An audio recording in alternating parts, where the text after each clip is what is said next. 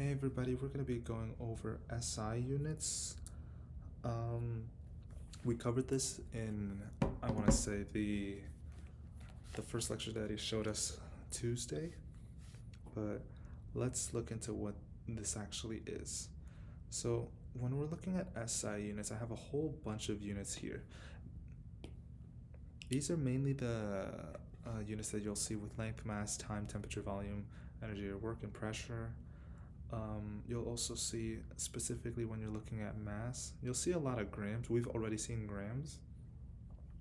Technically, the kilogram is the SI unit, but we're mainly going to see a lot of grams. Same thing with volume, that technically m cubed is the SI unit, but liters is what we will see a lot of. Same with pressure. PA, which I believe is the Pascal, which refers to a lot of physics actually. We will use ATM a lot. Now this, you guys have to remember all of this.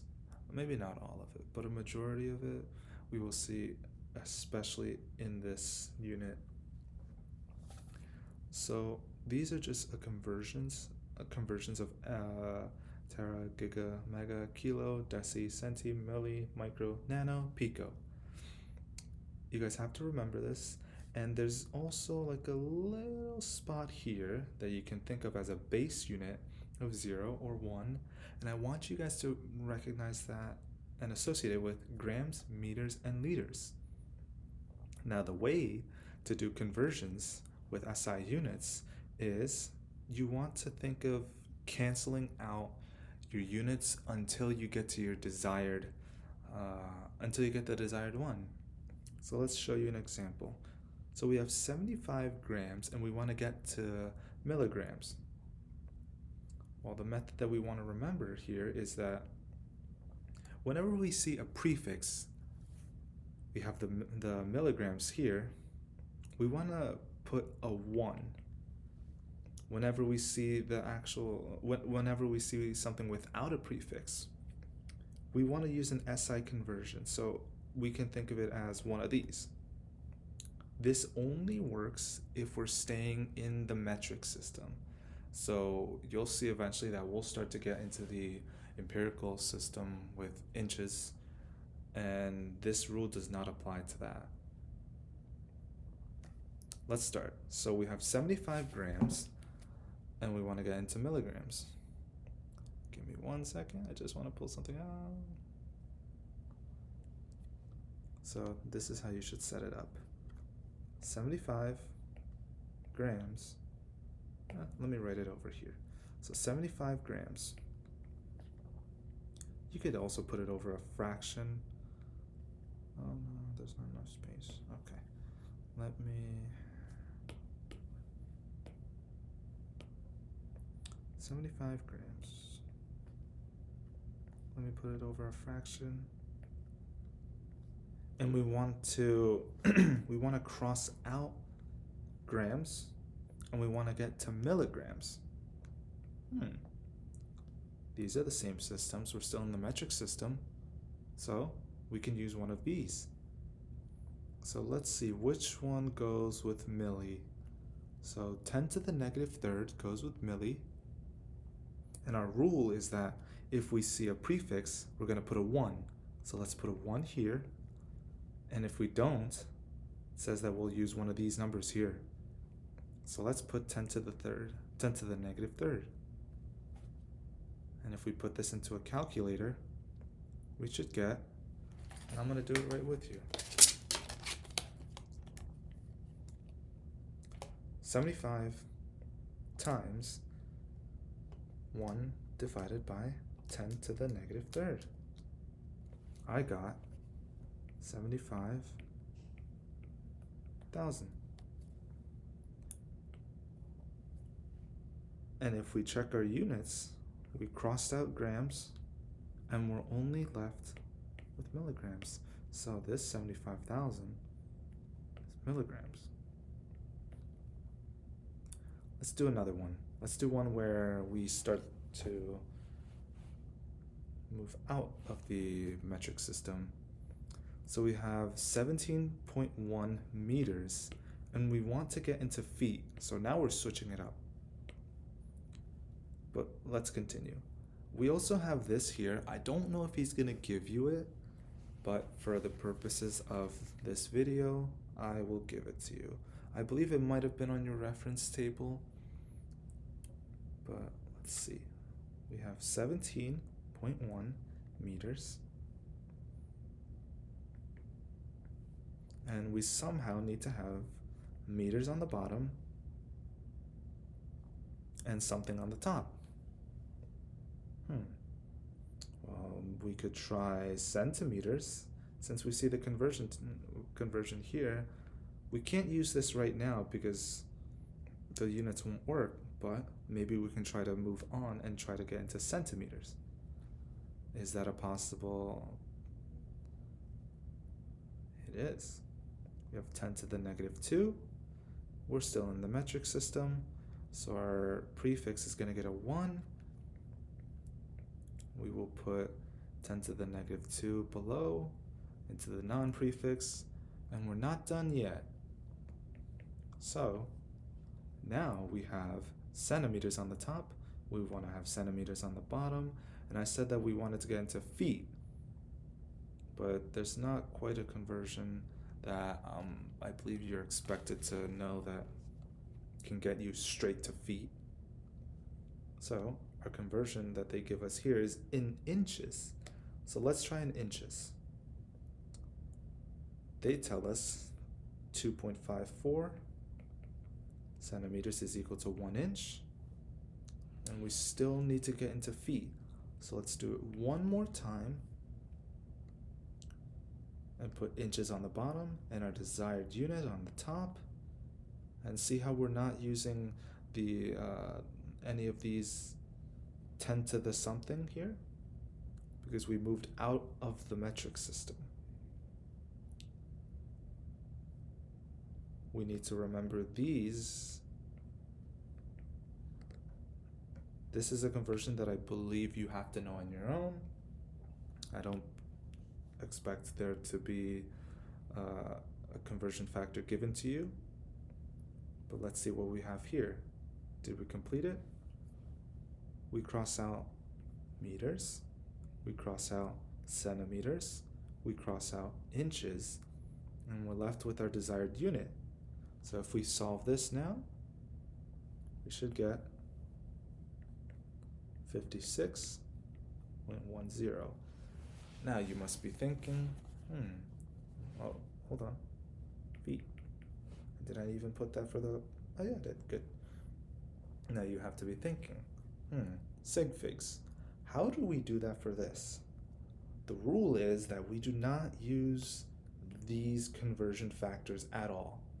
We have to look at the beginning and see how that goes. It has 3 sig figs in the beginning. They give it to us here. So we have to make our final answer in 3 sig figs. Now when I say 3 sig figs, I only mean for this question. Whatever's given here in sig figs, we have to mimic that for the final answer. And let's move on. Let's get some more practice. Now I saw a couple questions on the Pearson where it was using cubic or cubed. I don't know if we're gonna be tested on this, but it's nice to know how to perform one of these, and I have a lot more. So we want to get from meters cubed to centimeters cubed. So let's write it out.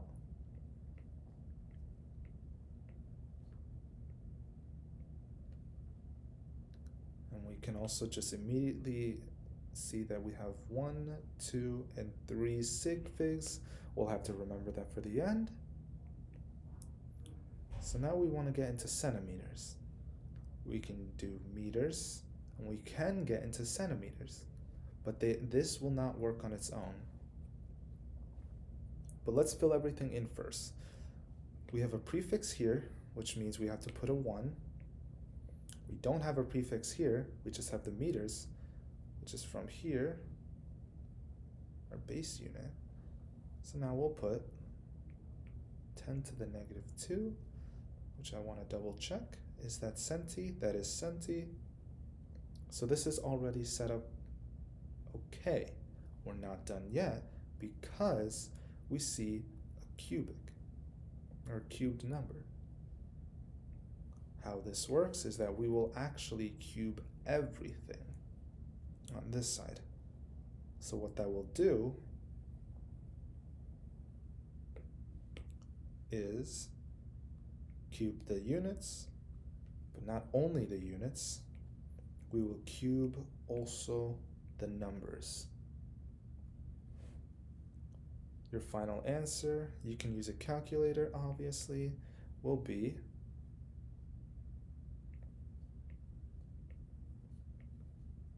and now let's double check our units. What do we get here?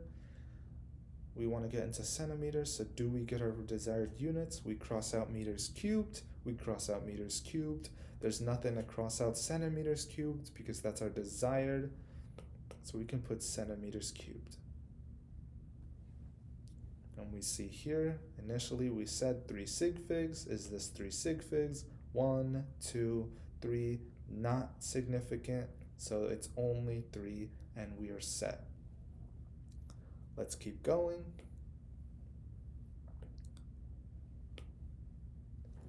.85 centimeters, and it wants to go into inches. So let me also bring back this.